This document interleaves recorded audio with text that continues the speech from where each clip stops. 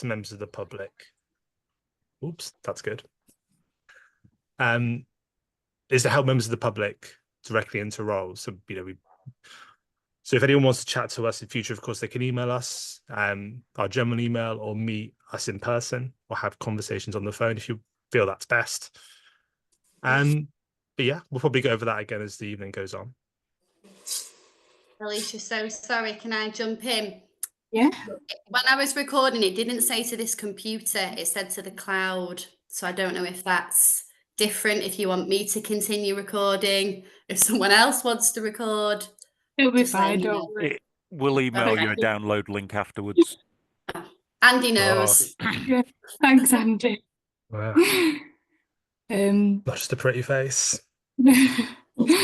Oh, sorry, definitely Sean, not a pretty face. And we're like, yeah, I'm done with this page. Yeah. I'll move to the next page. I'm just still slide, please. Somebody says, step away from that animal. Yeah, you do it. So 1 second. Oh yeah, so I'm just going to do a poll. Because we're really keen to find out how people found out about the event today, because this is only our second virtual fair that we've done. So let me just, if you can ever so kindly fill this out, I very much appreciate it. Here we go, polls. So I am hoping something's just popped up for all of you. Okay, it has, because people are answering it. That's good. Yeah, so this will just help us decide how we're going to promote this in the future. Because the last event we had was quite successful. At least we thought.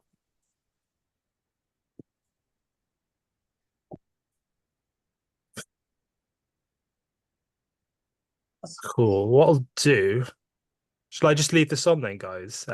Alicia and Lauren, and then we can go to the next slide, or shall I? And I'll end it in a few moments. Yeah. Yeah, go to the next slide.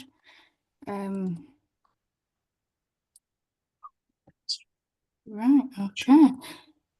So now the organisations are going to start doing their presentations. So we've got Inclusive Bites here, HMR Circle, Guide Dogs North West, Future Directions, we've got Northern Care Alliance, Pennine Mencap, and the Outdoor Collaborative.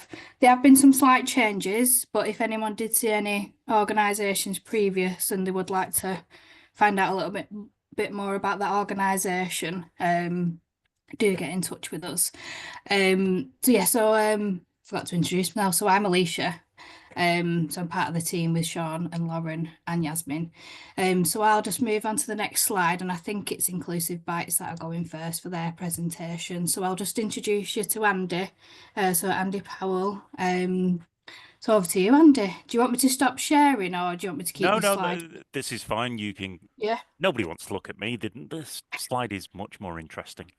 Okay, so my name's Andy Powell, and my organisation is Inclusive Bites.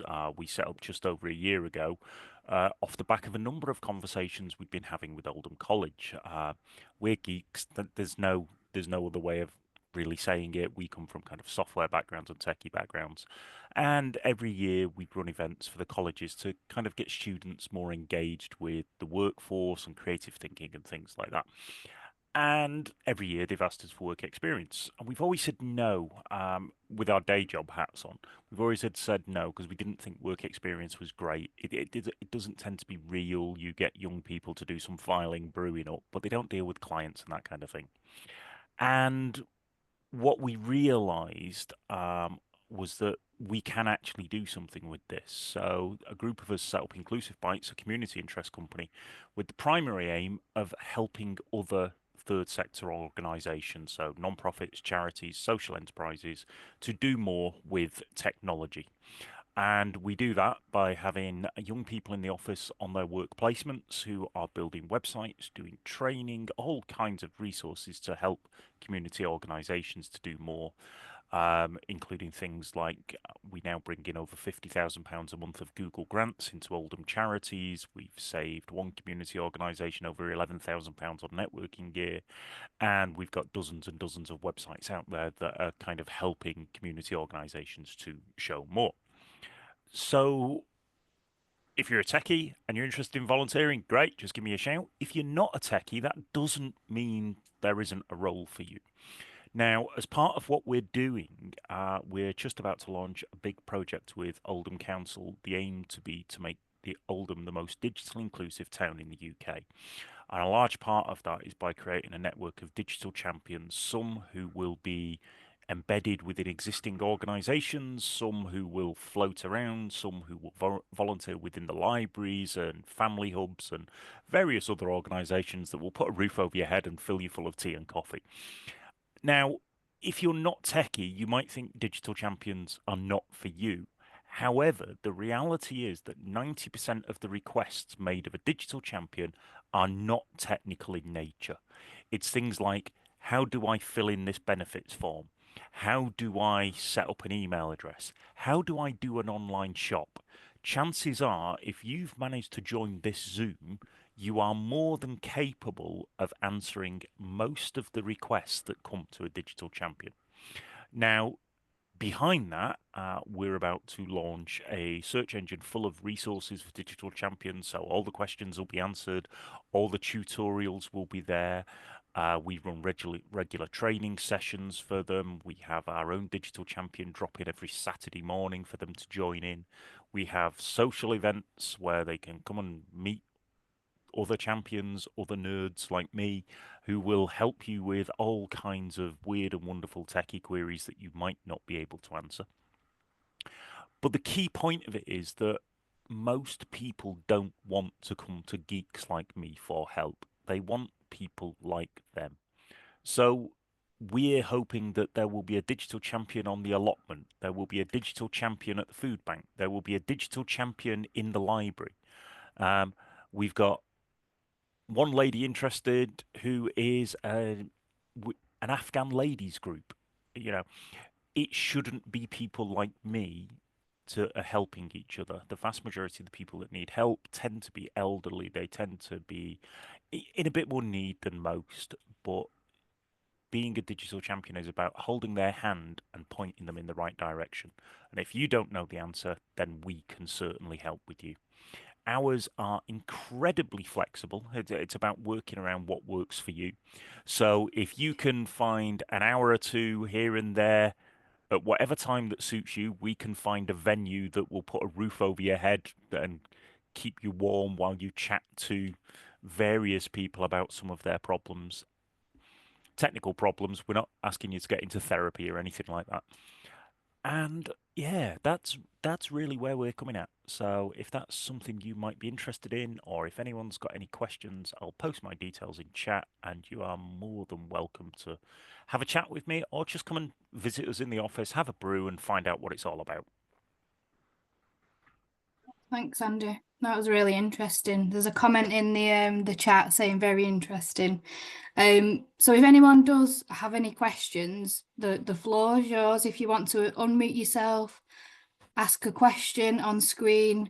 We'll just take a minute just to see if anyone wants to ask any questions, or you're more than welcome to post them in the chat. I'll just give people just a few seconds to decide if they want to ask a question. And if not, we can move on to the next organisation. I'll put my contact details in the chat anyway, so if anyone's feeling a bit shy, they can always just email me later. Brilliant, thank you, Andy. So I'll just go and double check. So there's a question in the chat. What sort of tech do you do work with? Anything and everything. We have web designers, software developers, database admins, AI specialists, all kind of people with all kind of backgrounds. You are the Outdoor Collaborative.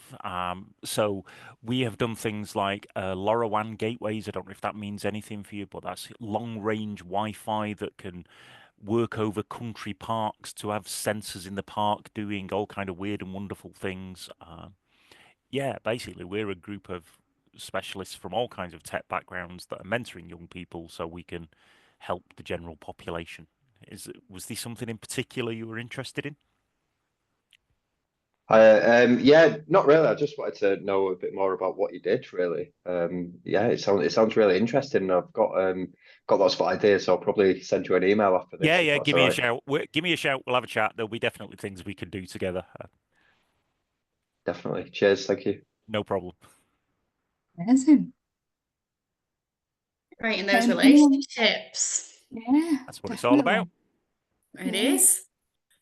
There's another question. What type of help do you offer to a woman who has never worked? Do they get any kind of work? I'm not quite sure what you mean by do they get any kind of work, but most of our young people have never worked. A big part of what they're doing is learning the soft skills of being in a workplace, about dealing with customers, the general public, all the weird and wonderful things that get thrown at you in a workplace, and just kind of learning what it's like to be around different people. We've got a wonderfully diverse group of people in the office from all different kind of backgrounds. Yeah, it's if there's something we can help you with, we'll help you with it. We probably need to know a bit more information, but that's what we're here for. That's a Oh, another one's just popped up as well. So I suppose with that, Andy, as well, you would, excuse me, you would support people to, would you discuss their skills and like Yeah, absolutely. Particularly, so strengthen on them? a lot of it for us is about finding skills and finding projects and kind of matching them together. So Yeah, we do a wide range of things. So if people have got particular types of skills, then there's probably things that they can be slotted into.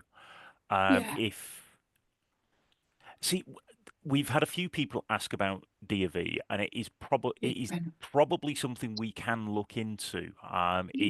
It's not part of the digital champion thing as such, because I know D&V tends to be young people, but we do also run coding sessions for young people and all kinds of things like that. So if you've got if your kids are doing their D&V and the kind of closet gamers, that kind of thing, and you want to get them doing something a bit more productive with their tech skills, then that is definitely something we can help them with. Good to know.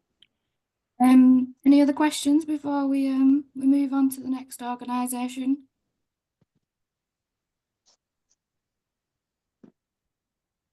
Is there any other options other than computing?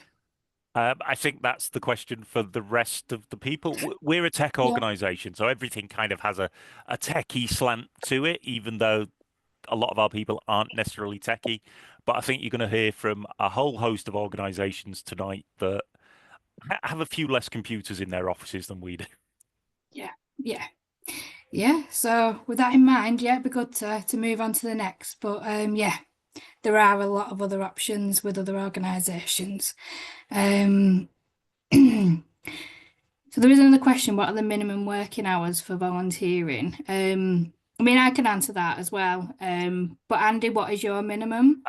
For digital champions, realistically there is no minimum. We'll just slot them into a timetable somewhere. So it might be you do 1 hour a month in a library or something like that. It is very, very flexible. Brilliant. Is a DBS required? Do we get the questions now? If you're in libraries, etc., DBSs are not required. If you were dealing with, say, young people, so we're putting digital champions into positive steps, then it's absolutely required. Yeah, it's understandable. Lauren, Sean, have I missed anything there? The question about the Duke of Edinburgh, someone asking which would be the best. But I guess as we go along and you hear each group, if there's one in particular that you really like the sound of or the volunteer role for, you can ask directly that specific group, so I suppose, as we go along. Also, as well, I'll try and answer some in the chat. So if people do have questions that even I know the answer to, then I'll write it, yeah, before we ask it around. Awesome. Thanks, Sean. And just lastly, Andy, do you pay for volunteers' DBSs? Yes. Yeah, brilliant. So Heather, yes, the organisation will pay for that for you. Yeah, well, any more? Do we move on? Yeah, we're good to go. Yeah, let's move on. The next organisation is HMR Circle, and it's Mark Turner. Mark, are you still with us? Yeah. Yeah, I'll pass you over to Mark. Thanks, Mark. Good evening, everybody. I'm here to talk about HMR Circle. That stands for Haywood, Middleton and Rochdale. And we have quite a few strands to our service now. We have a volunteer driver service, which is our flagship. We have luncheon clubs. We have a practical helper service. We've got a dinner driver service. We've got a digital learning service and a befriending service. So I'll just talk about HMR Circle for a minute. And so we're a membership organisation that's created for over 50s and also vulnerable people. And it's about finding unique ways to get people to flourish later on in life, to be part of luncheon clubs, social events, activities. So getting people out of their homes and still interacting with society. We currently operate in Rochdale, Haywood, Middleton, Prestwich, Bury. We've been coming into Oldham. We're going into Greater Manchester a lot more. I'm sure there'll be a link to the website in a bit, but you can see all the activities. We have a monthly calendar that's on there showing all the events and activities that we do. The volunteer driver service, kind of our flagship. We take people to hospital appointments, medical appointments, hairdressers, churches, mosques. We take people's pets to the vets with them. It can be a service for anything that people want to do. The only kind of criteria is that they don't have access to a car, and they don't have access to public transport as well. So we have our volunteer drivers, and they get paid expenses of 45p per mile by the passenger. So we don't deal with any of the expenses or anything like that. Just a little bit more about how that works. People will phone up, we'll take all the details from them. The membership fee is £20, so that's an annual membership fee. And that gives you access to all our events and activities as well. And then once you're signed up for that, we're not a taxi service, so you can't just phone us on a Monday and say, I need to go to the doctors at 3 o'clock today. It doesn't work like that. We need 4 clear working days notice. So a passenger would a member would phone up and they'd say, "Oh, right, I've got a doctor's appointment on the 5th of February, for example. It's at 2:30. So we'll then look at all our volunteer drivers. We'll choose somebody who's as near as possible located to that person. The expenses start from the driver's door and then to the person who they're picking up, and then the journey to, for example, the GP surgery. We will work out the costs beforehand and the mileage, and we would then, put that towards to a driver and say, "Do you want to do this journey?" Because at the end of the day, they're volunteers. We'll give them the times, and then if they agree, we'll then get back in touch with a member, and we'll say, "Right, this is the driver who it's going to be. He'll be have an Ivy's vest on." Obviously, we do DBS checks as well. And then we will turn up and take the person on the journey, and the passenger will pay, like I said, the amount that's been already stated, and that. We've done a lot of journeys for, one-off things. We recently took somebody all the way down to Cambridge because they needed a specialist to see that. We've took people to Scotland. So there's such variety that somebody can do.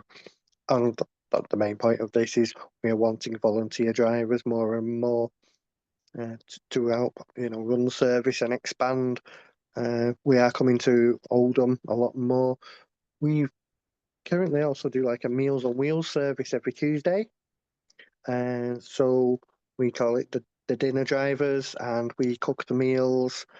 And the meals are delivered to your door by our volunteer drivers. They're just £5 per meal. So it's like a main meal and a dessert. There's a lot of choices that we do. So we post out a menu to people, and then they'll book for the month. So they might book 1 meal or 2 meals, and they can put them in the freezer. We are currently bringing that into Oldham, so that's been established for quite a while in Rochdale. So we have got a bit of progress going in Oldham now with that. We also do our own luncheon clubs as well. So at Colt at the Strand, at St Anne's at Belfield, and up at Healy in Rochdale. Again, that's something that we want to expand into Oldham as well. And those are where members can come to the lunch club.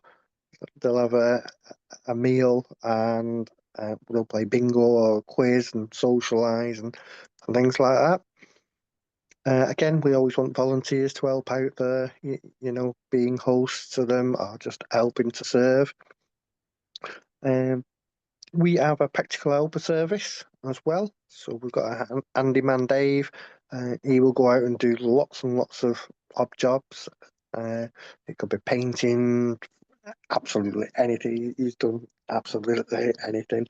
He won't touch major jobs like electrics and gas and things like that, but he's so varied on the small jobs that he can do. But that's charged cheaper to people who are members as well. And what else we've got? We've got Rochdale Shop Mobility. We've took over that as well. So that's where we're managing that on behalf of Rochdale Council. That's a new string to our bow in Rochdale. The mobility scooters around the town centre. We're also looking for befrienders as well. We have a few befrienders now on board who will go out to older people's houses and chat to them and talk to them. So it's not just a phone call, it's actually going out there and seeing people. And we always want admin help as well, using our computer system, taking the phone calls, booking in, volunteer drivers, booking people onto events and activities. Mark, what age do volunteers have to be for your organisation? If they're with a member of staff, we have been taking like over 16. That tends to be in the office and the admin because they're with somebody. Again, when we're, the volunteer drivers would have to be 18. And when we do events and activities as well, we have had volunteers from colleges, things like that. Brilliant. Any questions for Mark on screen or in the chat? I might have missed some in the chat because there's quite a few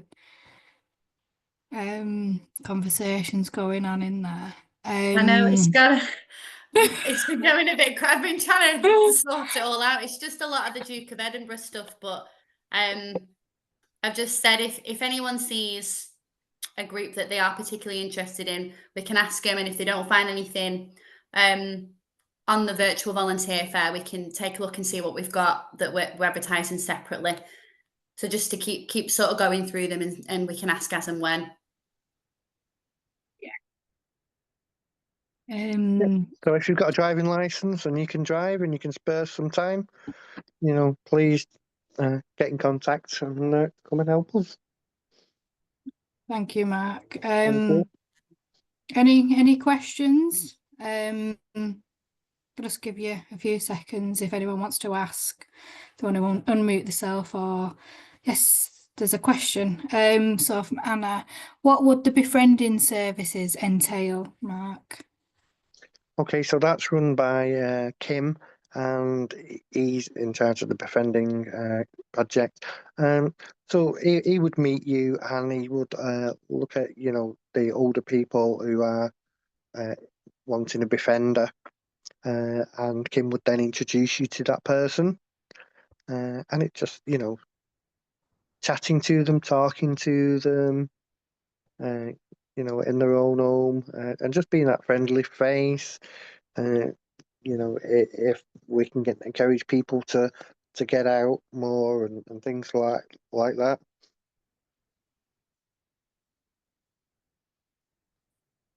Sounds really good. Lauren's just posted some information in the chat there about HMR Circle and the website. Mark, if you want to pop your details in the chat, that'd be great. Thank you. Any more questions? Sorry, Mark, I did actually post those details in earlier, but was accidentally sending them directly to somebody else in the chat. I don't know how I managed that, but we've sorted it now and they're on there. So everyone can check out your website, and you're going to pop your details in there. Perfect. Thank you. Right, so I think we'll move on to the next one. Thanks, Mark. Thank you. Right, so next up is Rachel Patrick from Guide Dogs Northwest. I'm just going to move the slides across. Thanks, Right. Alicia. Yeah, over to you, Rachel. Thank you. Thank you. Hi, everyone. Thanks for having me and thanks for coming along this evening. So I'm the local volunteer and attraction coordinator for Guide Dogs, a bit of a mouthful. I cover the Northwest, so we are a national charity, but I cover the Northwest, including Greater Manchester. So I'll just talk a bit about what we do. I started for Guide Dogs in 2023, and I had no idea about all the different services that we offer. So I'll just give you a bit of background. And if you want any more information, our website is brilliant. So go and check that out. So we are a sight loss charity.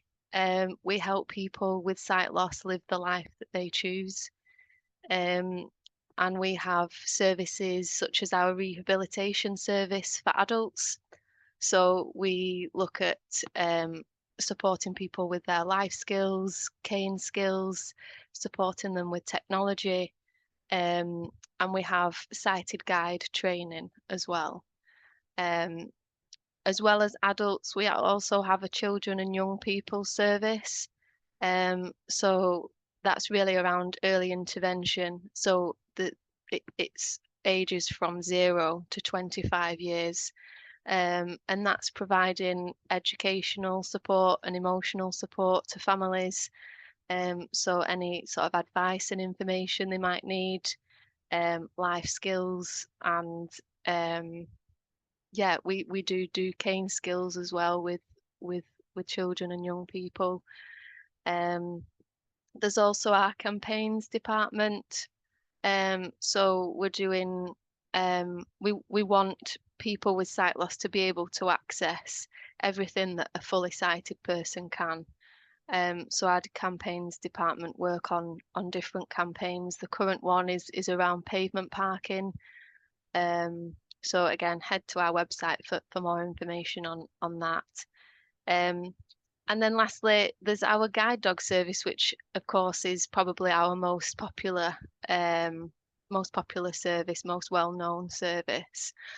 So that's helping people with sight loss to get out and about safely with our trained guide dogs. For those guide dogs that don't make the grade for whatever reason, and there can be many reasons why a guide dog doesn't become a guide dog, we then see if they could become a buddy dog, which is then part of our children and young people service. So we have buddy dogs who can support families who've got children with sight loss, and it's just giving them that confidence and a friend really. So yeah, the guide dog service leads us nicely onto our volunteering opportunities.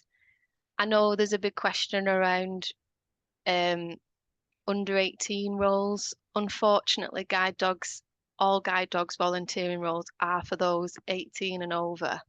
But it is something that we are looking into. So please keep an eye on the website for changes on that.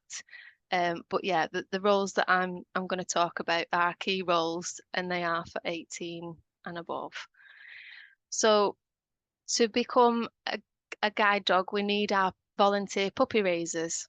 And it is exactly what it says on the tin. So you raise a puppy from 7 to 8 weeks until they're around 12 to 14 months. So you keep that puppy in your home. You provide love and cuddles, as well as socializing the puppy, getting them out and about, getting them on public transport, going to cafes, supermarkets, all the things that they would do when they become a guide dog and support their guide dog owner. So there's puppy training as well that you would get involved with, and puppy classes as well that you can attend for support. So you'll receive the equipment that you need, you'll receive grooming equipment, and all vet and food bills are paid for by guide dogs. So it's not an easy role. I'm not going to lie, you've got a puppy from quite a young age until 12 to 14 months. So there's a lot to do in that time. It's very much 24/7. And it's very rewarding as well. Of course, you get to see, I hear stories from puppy raisers, and when they get to see their pup qualify and go in a harness supporting a guide dog owner. I mean, even now I can feel it's quite emotional. So yeah, it's a massive role, and not one that you would quickly make a decision on. So, and I am just giving you very brief information now. So by all means, get in touch if this sounds like something that you would like to get involved with. I will share my email and everything afterwards. So of course we couldn't do all of what we do without our amazing volunteers and without fundraising. So we are looking for fundraisers in the area to join our local community group. So you would get involved with events and collections. So one of the events we had that I went to in sort of October last year was at Merlino Lounge. You might know it in the town centre. So they'll hold a stand and a tombola, and there'll be merchandise for people to buy, and it's just a really great way of meeting people like yourself, making friends, but also getting to know members of the public and chatting to them, and really bringing awareness to what we do and helping raise vital funds for the organisation. Some volunteers go big and bold. So we've had some people do skydives in the last few months. You don't have to do that, don't worry. But if you're feeling brave, 2025 might be the year that you do that. And if you want to do that for guide dogs, then brilliant.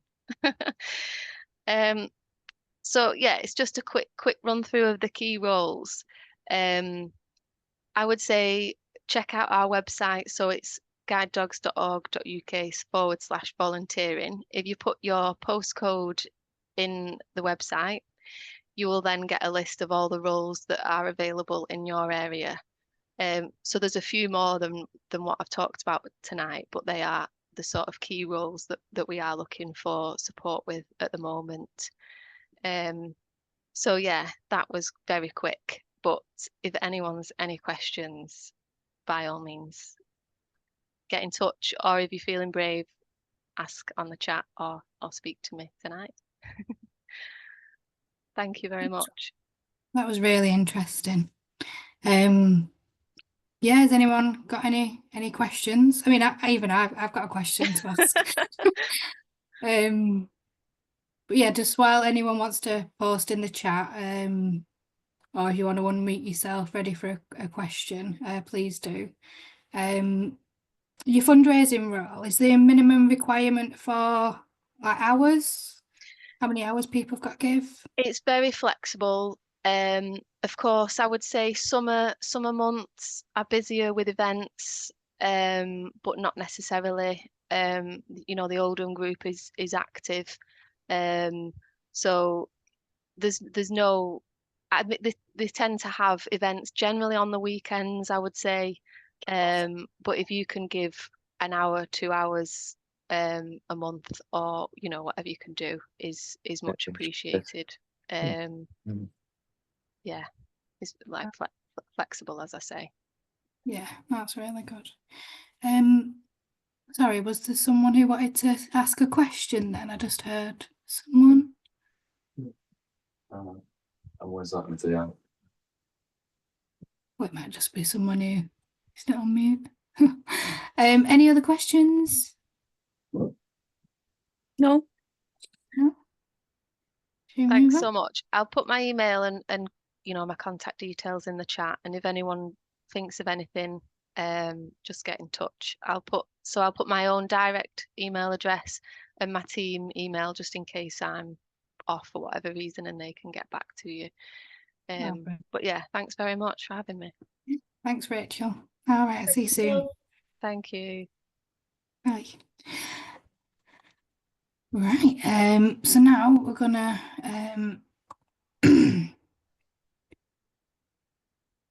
move on to the next one. Just bear with me. So it's going to be future directions. What I'm going to do is stop sharing my screen because Lindsay is going to share hers. Lindsay, are you all right to get prepared and ready? Yeah, that's fine. I think I've done it right. It's been a while since I've shared my screen. Yeah, just whenever you're ready, Lindsay. So yeah, so this is Lindsay from Future Directions, and I'll pass you over to her. Thanks, Lindsay. Great stuff. Hi, thank you, Alicia. I'd also like to say, obviously, we're promoting our own opportunities here, but my auntie was previously a puppy raiser for guide dogs, and she found it incredibly rewarding.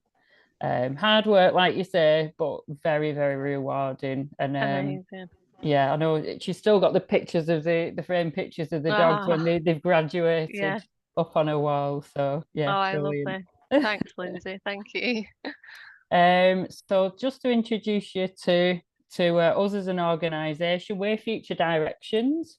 We're a social care charity based in Oldham, but we cover all over Greater Manchester, right up into Lancashire. We support some people up towards Preston, and a few people in Yorkshire as well, over in Bradford.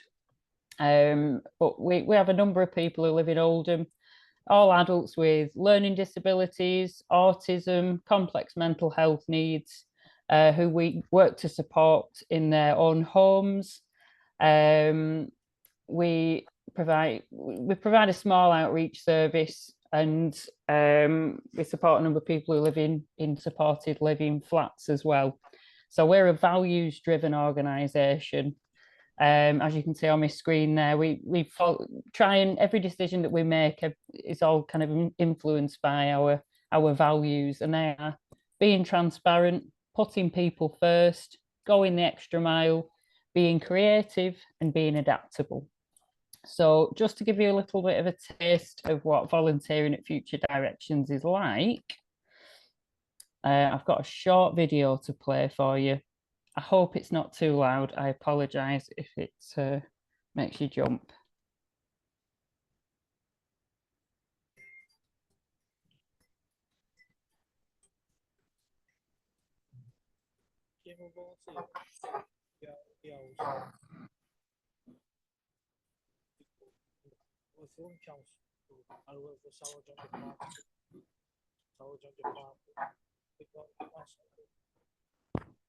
Can everyone hear that like normal? It's yeah, it's Lindsay, going I very don't slow. think the sounds. Can you hear it, Sean? I can't hear. Is it not coming through at all for you? No, worry. Lindsay, we had the same problem. No problem. What I'll do, I'll post that in the chat, and then if you'd like to watch a video or two, the link will be there for you. Then it's only on YouTube. Yeah, that'd be I'll just ace. get the rest of the slides up. Perfect, thank you. Okay. So I've told you about our 5 values. So the current roles that we have available.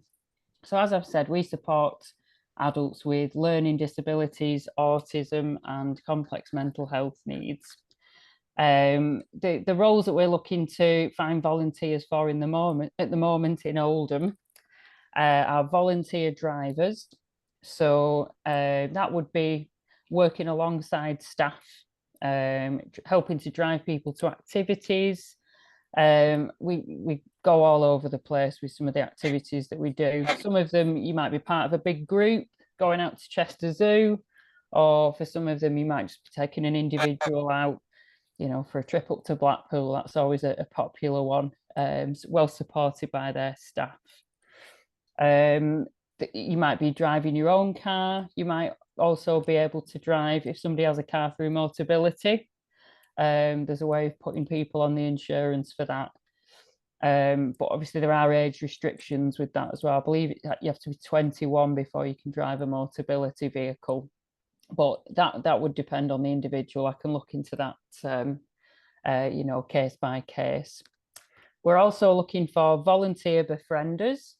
So that would be somebody essentially becoming a friend for someone. It takes lots of different forms. You know, ideally it would be popping around to have a cup of tea with somebody at the house. You might be going out joining them on activities. You might be going for a walk with them now and again. Or you might even, if the person just wants somebody to chat to on the phone, that could be your role as well. What we tend to do when we recruit any volunteers as befrienders is we try and find out a little bit about you, and then try and match your interests and your availability with somebody supported by our service who we know is looking for someone to spend a bit of extra time with. As you'll see in some of the videos, we have a real variety of people. We have people aged from 18 right up into the 90s supported by our service, all with a really wide range of interests, a wide range of needs. And it's important to remember that you wouldn't be replacing a member of staff by taking on a role as a volunteer. You would be working alongside staff to support a person. So you wouldn't be put in a position that was, you know, that left you vulnerable or the person that we supported vulnerable either. So I hope that's all clear. Some of the benefits of volunteering. So you'd be helping other people make great memories. You'd be helping them get out and try maybe new things, or try things that you know they already like. There's trips to the seaside, as you can see. There's also a trip to Comic-Con. There's some trips out. Gordon Riggs is very popular as well over in Rochdale for trips out at Christmas. Also, the picture here, you know, you get the chance to make new friends as well. The picture that you've got here is us winning an award at the Spirit of Manchester Awards last year for our volunteering programme, because we involve service users in everything that we do. So all the people that we support get a say in how they're supported and some of the activities that we do as well. So that's really important to remember. And there's a clip of us all at the Chester Christmas markets last year as well. It was a good trip out. Many people I find that come to us to volunteer are looking for, you know, something to fill the time, but very often looking to try a new role that perhaps they might not have tried before, or might not have any experience in up to now, so don't feel very confident in. So becoming a volunteer driver or befriender is a brilliant way to get experience of working with people with learning disabilities and autism. A few members of staff that I know started originally as volunteers, got to know some of the people that they were volunteering with, and were eventually offered paid employment as well through the service. You would get a DBS as well. That's all paid for by us. It wouldn't cost you a thing. We have a really, really good training program. And I say that as a member of staff. It's the only place I've ever worked where you have 2 weeks paid training before you even start your job. It's all very thorough. It's very specific, and some of the training is done by is led by the people that use our service as well. You would get ongoing support as well. You'd be working alongside staff who are managed by a team manager. So you wouldn't be kind of, there'd be a small group of people, you wouldn't just be kind of part of a really, really big organisation where you don't get to speak to any managers or anything like that. It's quite friendly. And the team managers would work with you individually to find hours that suited you and to find a person to kind of match you up with. A bit of feedback from our current volunteers. So we've got Amatola's feedback there, who's finding it the volunteering very rewarding and has been part of a very supportive team. We've also got Kay as well. Kay was a very recent volunteer who actually started volunteering with us to gain some experience as they were applying to start a healthcare course. I actually spoke to them fairly recently and found out that they'd got a place on the healthcare course, doing some volunteering with Future Directions, and kind of set them apart from some of the other candidates applying for the course. So another reason why volunteering is very, very worthwhile. Okay, that's kind of everything from me, really. If you'd like to find out a little bit more about Future Directions, you can follow us on Facebook, Instagram, YouTube. And if you've got any questions at all that you'd just like to, check with me, there's no such thing as a daft question. Just email it through to our volunteering email address, and it will either be myself or my colleague Renee who gets back to you. We try and get back as quickly as we can. We're always open to ideas as well. Obviously, volunteer befrienders and volunteer drivers are the roles that we're recruiting for at the moment. But if you felt that there was something that you could offer to our organisation, get in touch. It's totally worth asking, and it's a really good organisation to be involved with.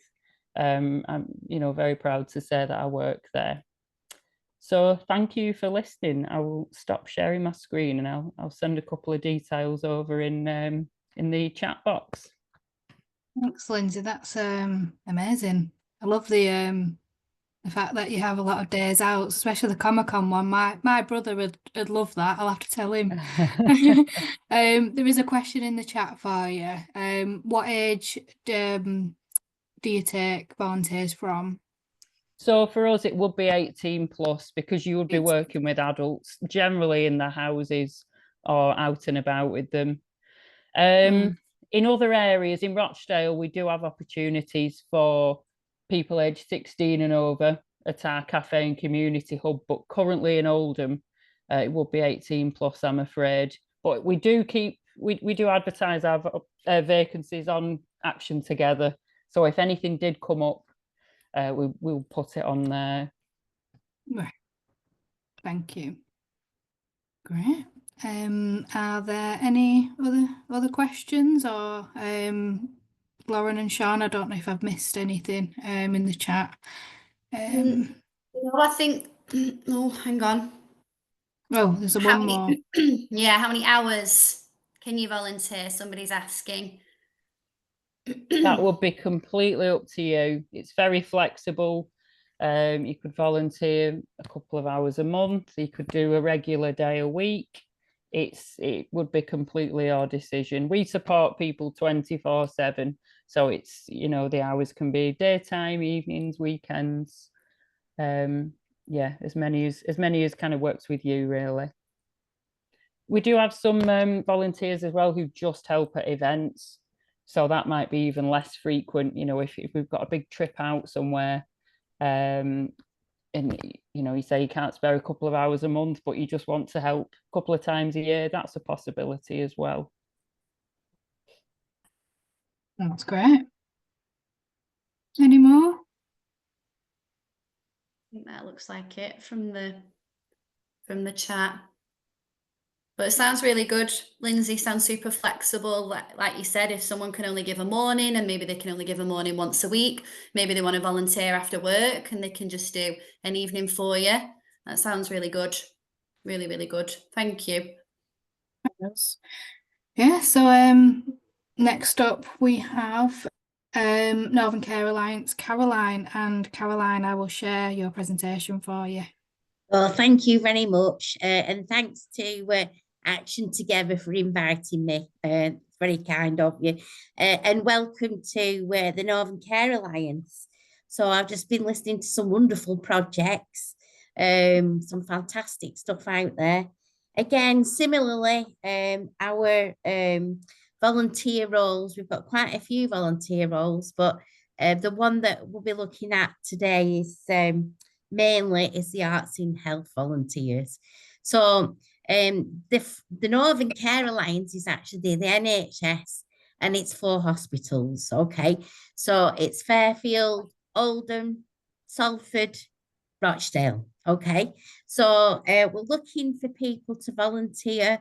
There is, as in a professional role in the NHS, you have mandatory training, you have a paid DBS, and the whole role is basically delivering and supporting arts activities on every single ward in the 4 hospitals. So we look at this picture here, we can see, you know, we're having fun doing pottery on the wards. We do have arts exhibitions as well. So we have a massive range of different sorts of patients. I try to match people to the specific area that they like to work with people.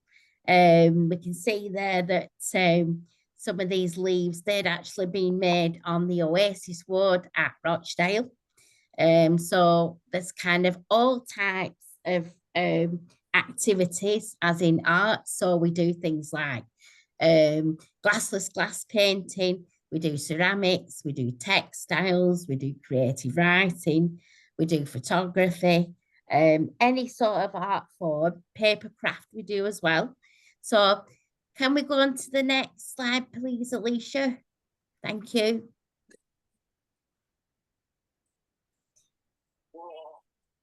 Fabulous. Yeah. So this was paper craft that we did. And then we put the butterflies that were made 3D and then put into exhibition boxes. So we had those exhibited. Yeah. Can we go on to the next slide, please, Alicia? This is a Wigan renal unit. So we do community-based stuff as well. So this was a Wigan renal unit. And this lady was actually on dialysis and she did ceramics. So it's all about art for well-being. It's a research project and we found out that 98% or 99% of people who'd taken part in the arts activity felt a big significant improvement in mood. Yeah. Can we have the next slide, please, Alicia? Thank you. So yeah, there we are. Those are the butterflies. Okay. So we do things like creative writing workshops. We do textile workshops. We're doing lino printing workshops. Sorry? Sorry, I think, is that a question? Because someone might just unmuted themselves by accident. Okay, brilliant, Alicia. I'll go on to the next slide, please, if that's okay. Yeah. So again, this is so we have the 3 units at Rochdale Hospital. Oldham is a new part of the project, and we've got volunteers on there now. We were doing the Arts in Health, and they are delivering activities on 3 wards. Again, we can see that this gentleman is on dialysis at the same time as doing ceramics. So let's have a look at the next one, please, Alicia. Oh, lovely. Yeah. So this was done by a lady. It's a ceramic rose, purely out of clay, and I think it's a lovely, lovely piece of work. We do have exhibitions. We've got exhibitions on at the Rochdale Infirmary, and we are expanding. We do have other sort of external workshops.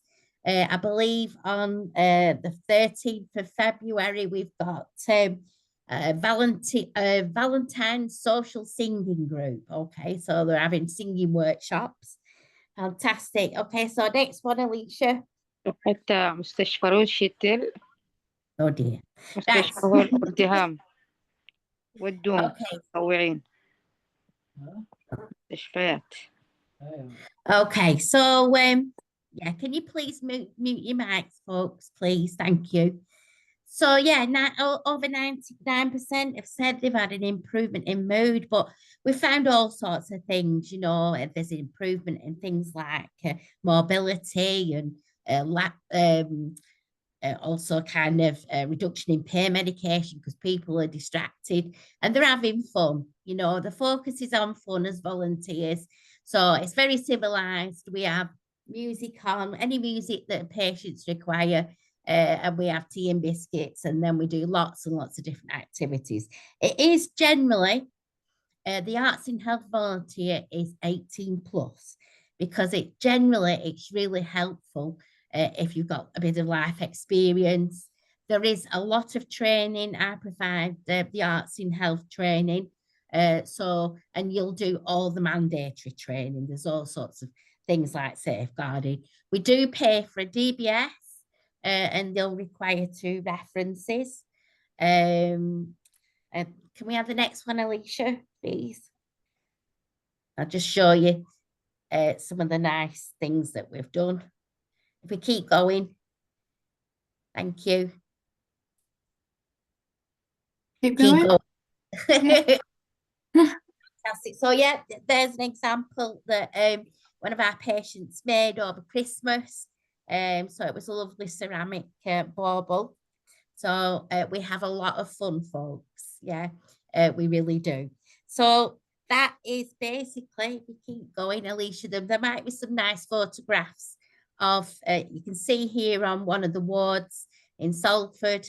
Yeah, so 87% of patients said they felt more active and more motivated. And that's the whole idea, is about getting, well, counterintuitive, the idea that you think if someone stays in hospital longer, they'll get better. But there's a bit of a shocking statistic where, you know, you can lose a vast amount of, well, what's called deconditioning, where you become more frail if you stay in hospital longer. So the aim is to get, you know, people more active. And it's not just arts as well. We do have other things, you know, and what it is really helpful for if you want to become an activity coordinator. Yeah. So if you want or a healthcare support worker in the hospitals, a lot of volunteers have gone on to get paid work in the NHS. Brilliant. Can we keep going, Alicia? Nearly done. Yeah, that's glassless glass painting. Yeah, birds that we did in ceramics again. And I think that's it, folks. That's another, that was another project that we did called Lasting Impressions. Are there any questions?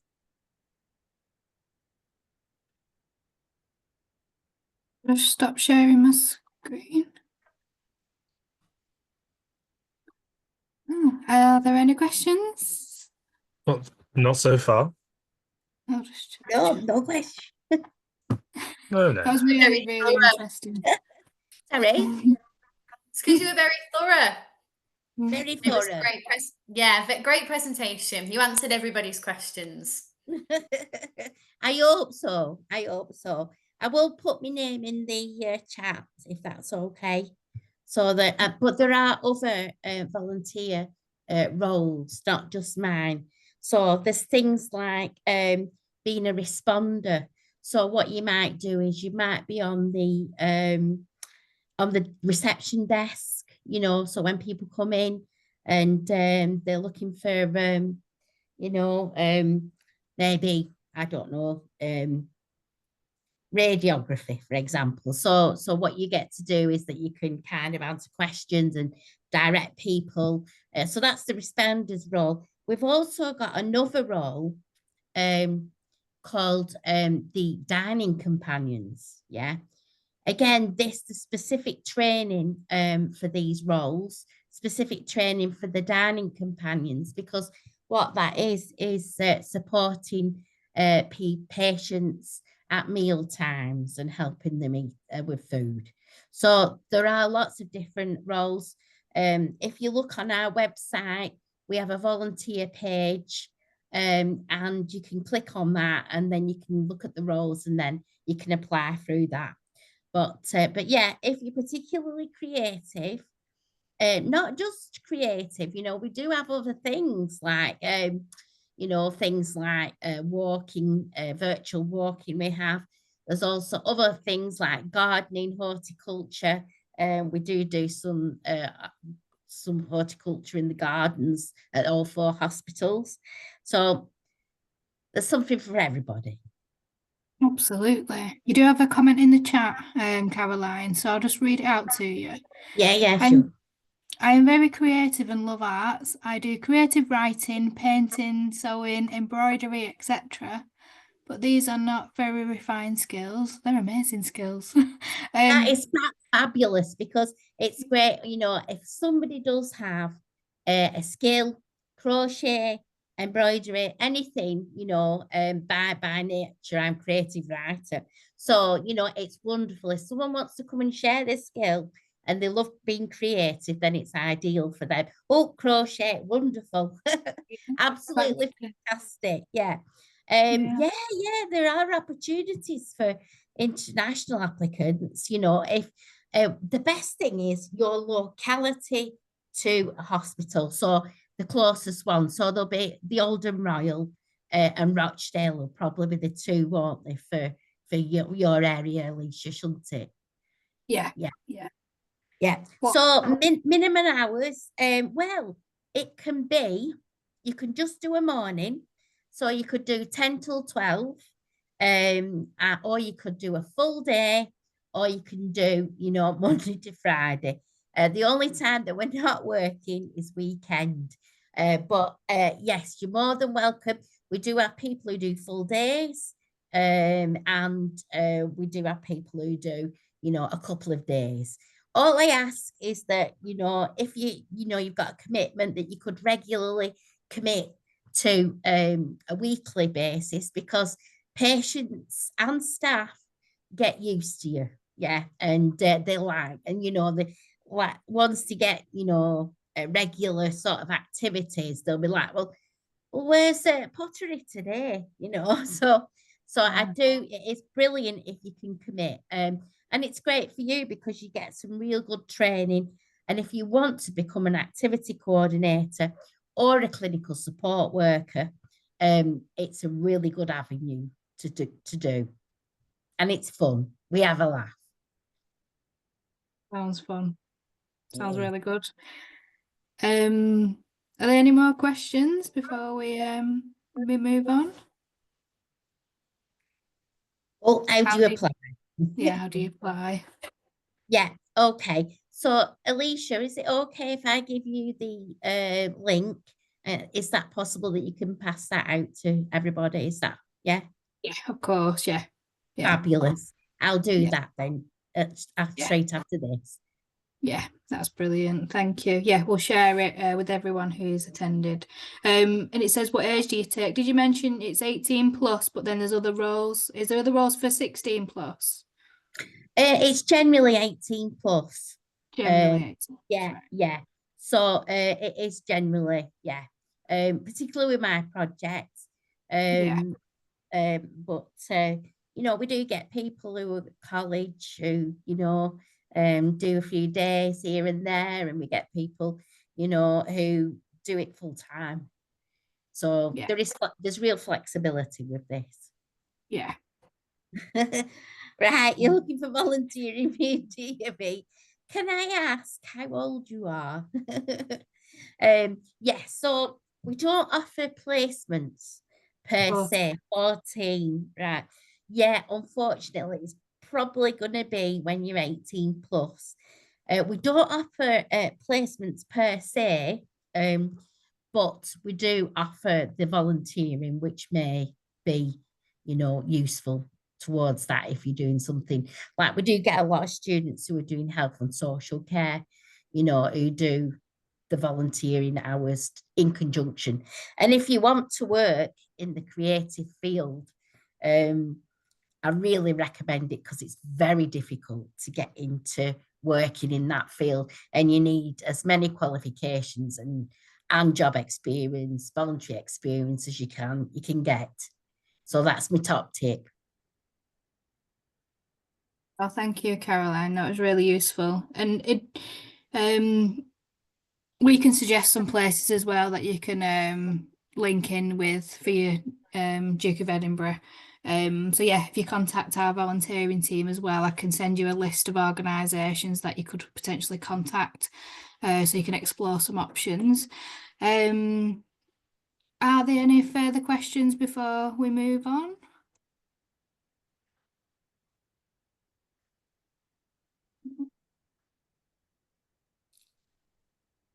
Oh, brilliant. Thanks, Lauren. Right, I think up next is Pennine Mencat, Rebecca. Rebecca, do you want me to share our PowerPoint again, or have you got one to share? No, I've not got one. If you want to pop on yours, Yeah. that's fine. Thank you. Thanks. I'll pass you over to Rebecca. And I'll pop on our PowerPoint. Sorry, I've got loads of things popped up on my screen here. It's okay. Right. So yeah, so this is Rebecca from Pennine Mencat. So over to you, Rebecca. Yeah, so I'm from Pennine Mencat. We're a charity based in Oldham, and we support adults with learning disabilities, autism, and brain injuries.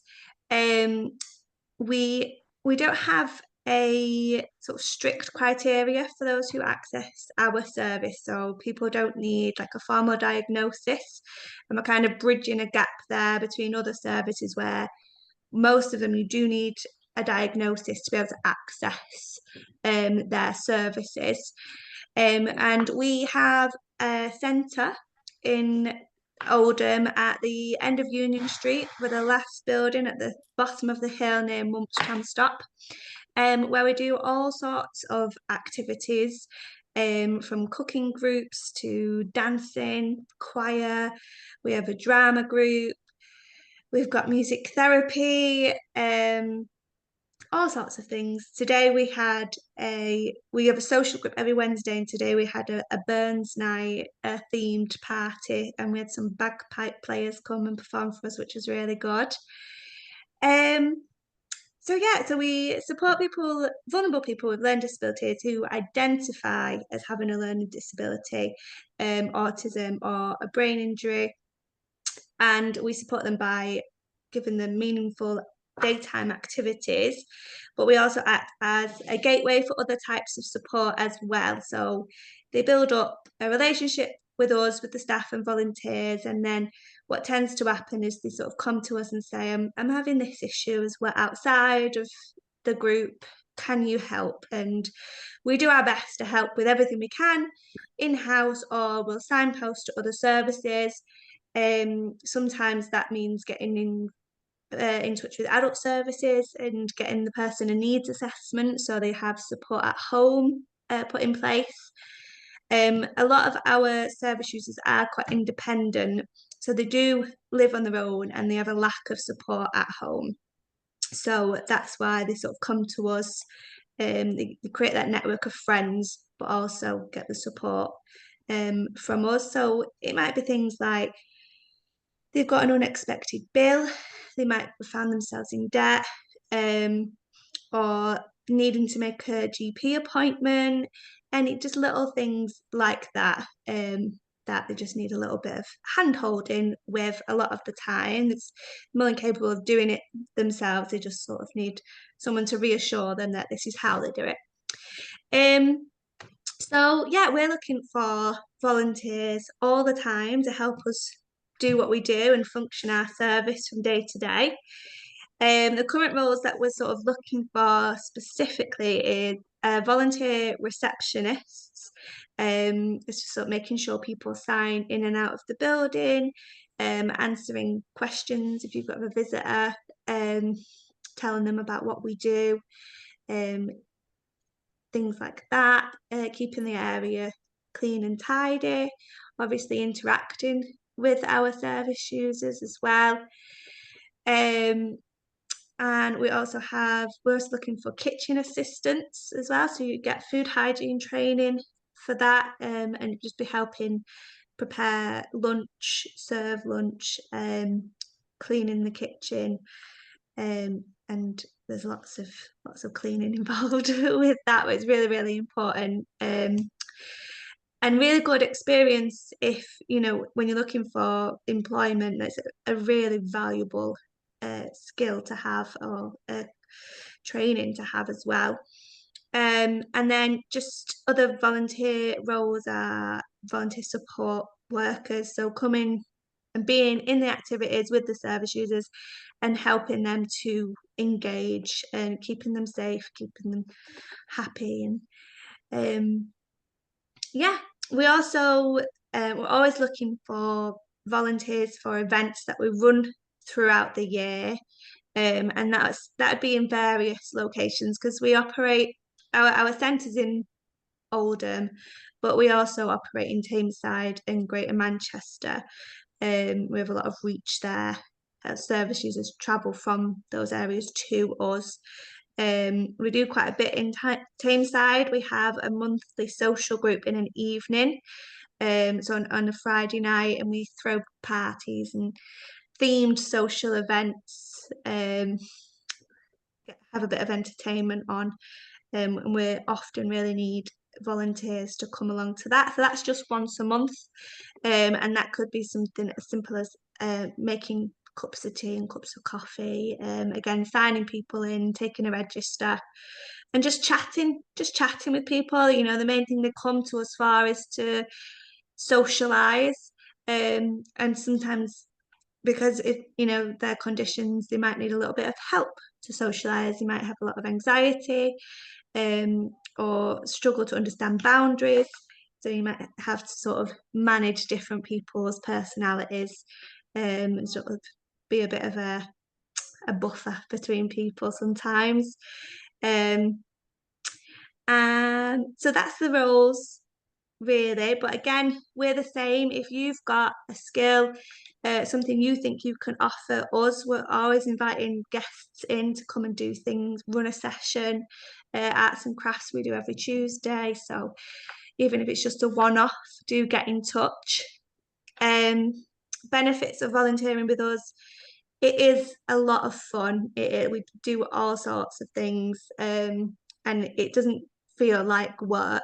It doesn't. It's great fun, and really good experience, building your confidence, experience being in a working environment if you haven't been, experience of the social care sector. You do get a DBS as well, which I know it's an enhanced DBS, and you can sign up to the online service. I can't remember what it's called, but if you sign up and you register your certificate, that can then be used with other organisations. So that's something that didn't used to be the case. You used to have to get a new DBS for every new employer, but as long as it fits in the field of work that you're doing, it can usually be transferred now if you're on the subscription service. So yeah, I think that's everything. If anyone has any questions, we are 16 plus, so we do, it's 18 plus is preferable, but we do offer student placements as well, so we can take on 16 plus.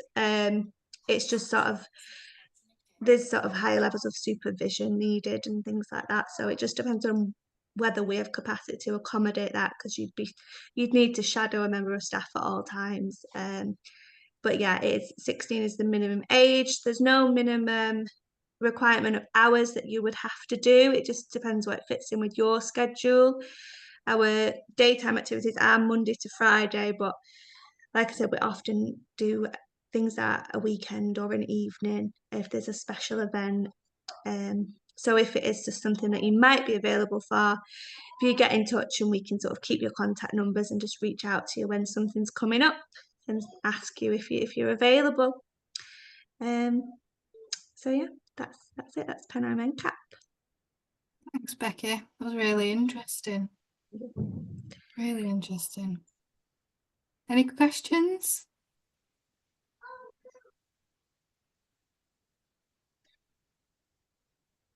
No. None so far. Not in the chat. Speaking now, Another forever full hold your peace. presentation, Becky. That's good. Oh, thank you, Becky. So I think we'll move on. So last organisation, we've got the Outdoor Collaborative, Adam Ward. Adam, are you still here? Yeah, I'm still here. Yeah. Yeah. I'll just. I'll stop sharing my screen so you can share your presentation when you're ready. Pass you over to Adam. All right, guys. Yeah, I'm just getting it set up. I won't be a second. Oh no. Can you all see that? I can see it. All right, nice one. Can anyone not see it? Good stuff. All right, guys. Right. Yeah. So, what I'll do, I'll just basically just give a brief overview of what we do. I'll go through our website, explain exactly what it is that we're doing at the minute, our future plans, and then I've got a quick presentation to show you about like our different volunteering opportunities. So first of all, my name's Adam. I'm one of the trustees at the charity called the Outdoor Collaborative. We're based in Oldham. Basically what we do, we take people on guided walks in the British countryside and we deliver training on how to capture and edit media. So what that means is we take people out, go on these walks, and we use different media equipment such as digital cameras. We've got 6 cameras that we use. We've got iPads, tablets that we edit the media on. We've also just got a drone as well, so that's quite a good incentive for people to come along and use our drone. And then we have like action cameras as well, and we basically just go on and walk outside, show people how to use the equipment. They edit the media. They get to keep the media after they've used it, and then people can use it for like a portfolio for either further education or potential employment. So they can use it to get a job if they're going for a job. So that's basically what we do in a nutshell. There's a lot more to it than that, but that's just basically what we do. Sort of in a nutshell, like I said. This is our website, so feel free, if you want to know any more about what we do, have a look on our website. I'll just go through it quickly. I've got a video there that I'm going to show you in a second. This is our social media account, so please do follow us on social media. We are quite active on that. It's just we've got Facebook, Instagram, I think we've got TikTok now, Twitter, all that sort of good stuff. So just search for the Outdoor Collaborative, find us on there, and you can see, you'll keep up to date with what we do. So this is just us, like we've received funding recently. We've done sessions in Alexandra Park previously. This was a North Wales trip as well. So yeah, we work with Madlow, the Scouts. Yeah, we do lots of good stuff. It's mainly is for the younger people in and around Oldham and Greater Manchester. However, it is for older people as well. It's basically for anyone. It depends on what projects we've got going on. Currently, we've got one at Alexandra Park. That's for over 16s. So that's running up until the end of February. So if you want to book onto that, just to see what we do, feel free to do so. You can book on at the end of our website, and I'll share a link as well. These are our trustees, so we've got 4 trustees. I think I need to update the website because this girl's been replaced now. So yeah, that's our trustees, and these are the people that support us. And here's where you can book onto one of our sessions. So that's basically what we do. Are there any questions so far?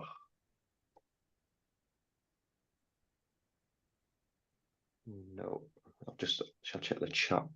Yeah, there's none in the chat. Yeah. There's nothing. Perfect. All right, good stuff.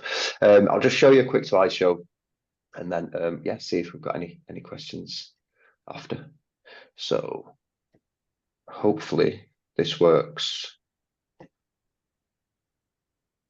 Is that okay for everyone? There's no sound for me. No sound for me. Is there not? We're all having the same problem.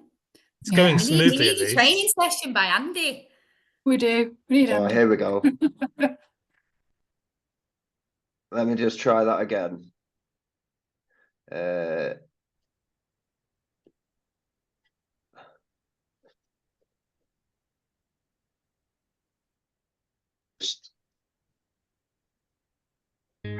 everyone hear that? Oh.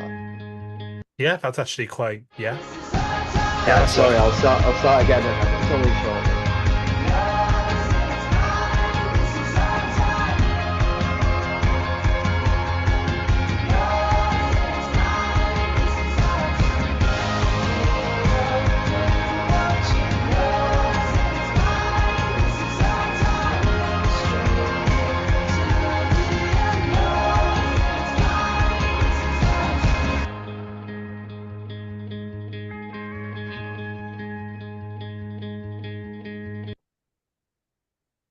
All right, so that's basically just what we do in a video. Like I say, we take people out in groups and deliver training on how to use photography equipment, basically. Our opportunities then, so we work with a lot of different groups, organisations in the area. So we work with Oldham College, Madlow, Scouts, I think that's NEFRA as well. So we work mainly in Oldham, but it's around Greater Manchester as well. We're trying to sort of expand a little bit. We've got more trainers on board now, more instructors. We've got a Scouts project coming up. We've just had funding for that, so that'll be sort of spring, summertime, and that's going to be every hour, well, every Monday for 1 to 2 hours. And that's going to be about a 12-week program, so we need volunteers to help out for that. I'll show you exactly what the roles will be like in a second. Oldham College, we're going to be delivering their enrichment sessions. So it's like an hour, but it'll be like 1 to 2 hours just to help set up the equipment as well. I'm not sure on the day because it might have changed. I can't remember if it used to be a Friday, but the enrichment day may have changed. I need to speak to them. It might be a Wednesday now, but I'll speak to them and let you know. Like I say, same again, we work with Madlow. We're trying to get a project started with Greenfield Satellite Centre and Northern Routes as well. So we're going to have like a big project with Northern Routes happening this year. We're going to use their site to deliver a lot of sessions from. So that's quite exciting for us. So watch the space on that. So we're going to need lots of help to deliver our sessions there. And also just a bit of a curveball, if you would. We also have residential trips going to North Wales. So if anybody knows, or if nobody knows, there's a group called Oldham Holiday Homes Project, and they basically have 3 chalets at a holiday park in North Wales solely for the use of people from Oldham. It was one of the old Oldham mayors back in the 70s bought these chalets just for people to use for free for people from Oldham. So if you want to trip away to North Wales, you can email them and they can book you on. We use these chalets for our sessions as well. So we've done work with Redwood School and Newbridge as well. We've taken a lot of their younger people there to deliver some sessions, and it's good because you're not in as much of a rush to deliver the sessions. It's nice and spaced out over 2 days. So that's basically this is just a picture of us working at Strinesdale Reservoir with the Scouts group. So yeah, working with the Scouts, they actually get their digital media Scouts badge after they do our sessions. So that's really good to see. They get given a badge from attending our sessions. So yeah, what you'll be doing, so as a volunteer then, so you're going going to be basically helping prepare and set up the equipment and materials for outdoor sessions, assisting in sort of getting everyone together, managing a group, and collaborating with the instructors as well to just basically just help make the session run smoothly. Assistance for participants, so you'll be helping set up the kit, but you'll also be helping the people using the kit, because a lot of the people that use it are younger people, so they might not be 100% with how everything works. They might press a button by accident, so you might be helping them out. If you don't know anything about cameras or digital media equipment, don't worry, because we can train everybody up, and we've got a bit of a training program, so you will know how to help the other people when you're ready to do so. And yeah, ultimately that's it, just helping run our sessions so far. That's going to be our main volunteering opportunity, and that is that so far. We do have other volunteering opportunities, sort of helping out with the trustees, with the management side of it, but that's just it's up to you guys. The requirements for volunteers is to have a passion for the outdoors and interest in outdoor photography. That sort of goes hand in hand with what we do. To have a DBS as well, and we've already touched on that. We can provide DBSs for people that don't have them, but ideally, if you do have it already, that'd save a bit of time. We have to share our safeguarding policy, so there is some training you'll have to go through before you can volunteer. You can come along to any of our sessions just to see what we do, but then if you want to start volunteering, we just have to show you our safeguarding policy, give you a little bit of training around that. You have to be able to work in a team environment, so work collaboratively, a willingness to learn and adapt to various tasks, and then availability to commit to scheduled sessions. So with that, obviously, because it's volunteering, you can do as much or as little as you want. Don't worry, you're not signing your life away. You don't have to say, right, I'm going to do 1 hour a week for a full year, because we know that's just not how volunteering works. You can do as much or as little as you want. Just keep in contact with us, keep us updated with your availability. Also, we can offer some training opportunities for you. So we're currently trying to get some walk leader training going for people. You could become a walking champion. First aid training as well. Obviously, I spoke to Alicia recently, but I think we're trying to get some first aid training sorted again for this year. So that'll be coming up, and also some safeguarding training. So that's opportunities that you can look forward to if you choose to volunteer with us. These are the benefits of volunteering. So just contributing to a meaningful outdoor experience for younger people or different people out there. Hands-on experience in event coordination and photography, and you'll develop your own skills as well. So teamwork, communication and problem solving, those sort of intangible personal development skills. That's what you'll gain from volunteering with us, and you'll be able to connect with like-minded people as well.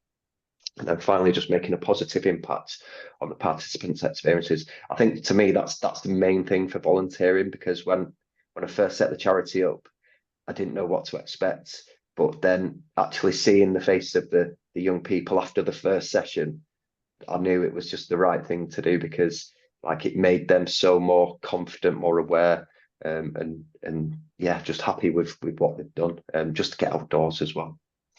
And that's why we do it. That is it. I know I've flown through that presentation, but I'm just conscious of the time. It's always hard being the last person going. But that's basically it. The best way to contact us is either through Action Together's website. So we're registered on there. We've got our volunteering opportunities on there.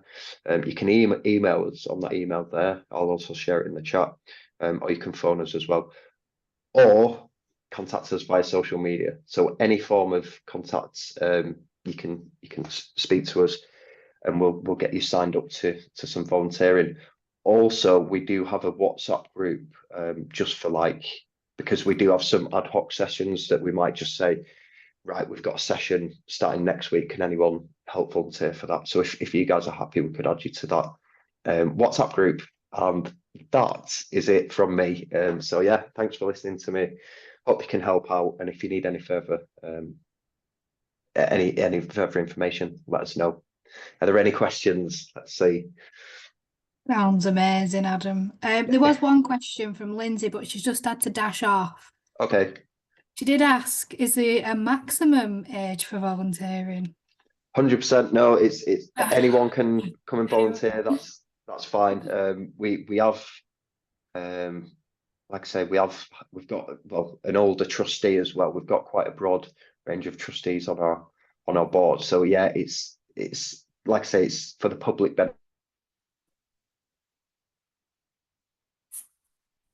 benefit. We'll get anyone on board. I'll let Lindsay know. I'll send her an email. It's Lindsay from Future Directions. Okay, yeah. I'll let her know. Well, Is there any questions? Apologies, everyone. We are running slightly over, but you're more than welcome to stay. We're nearly finished now. But have you got any questions for Adam? Please feel free to pop them in the chat or meet maybe yourself. if Adam, if you could pop your email address in there, and then anyone got any questions, they can pop them over. Yeah, I just did have I know there's been a lot of questions about DFE volunteering. I think last year we wanted to become a DFE like centre for volunteering opportunities, but at the time we didn't have enough hours for people to meet. But now we've got regular volunteering opportunities. Well, basically we've got someone on helping us out who's like works for the DFE, so we're going to push through our application so then people can volunteer with us. So just to let anyone know who's interested in that. Brilliant. Yeah, will do. Right, so I'll just share the rest of the presentation, and Sean, I'll just pass you. Are you all right to take over on your part? I'll send the rest of the information by email. Sure.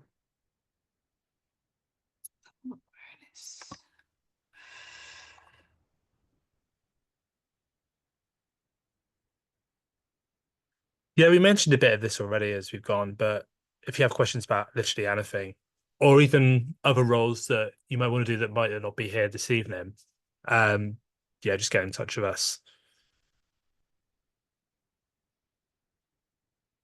And also, yeah, we've not mentioned this bit though, which is all the volunteering opportunities that are in Oldham are what was that, Alicia? Sorry? Sorry, I think it's delayed a little bit. Sorry, carry on. Oh, okay, cool. Oh yeah, we do have a poll. But this is also important. Just bear with me 1 second. We just want to know how if you enjoyed it this evening, and maybe if you would come again in the future. I mean, all feedback would be really quite useful for us. So there should be something on your screens now.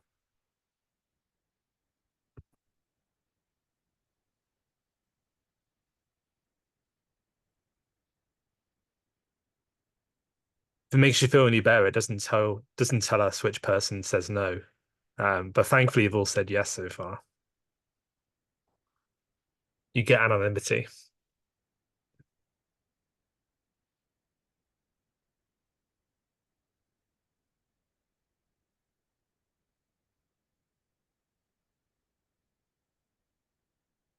Oh, I think that's most of you who have answered. Cool. I'll leave that up. Was there another slide, Alicia, or was that the last one?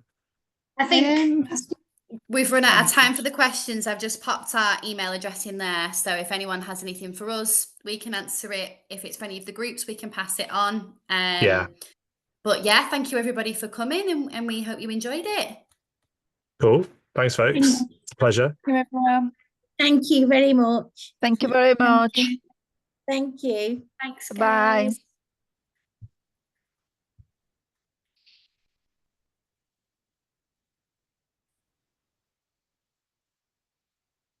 Lots of thank yous. So I've got a few people on.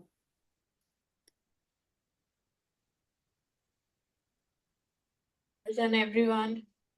Thank you.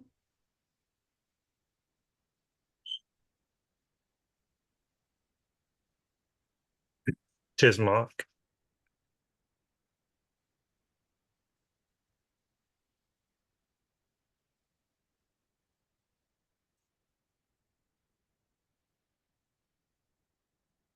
I'll start recording now, shall I? Oh yeah.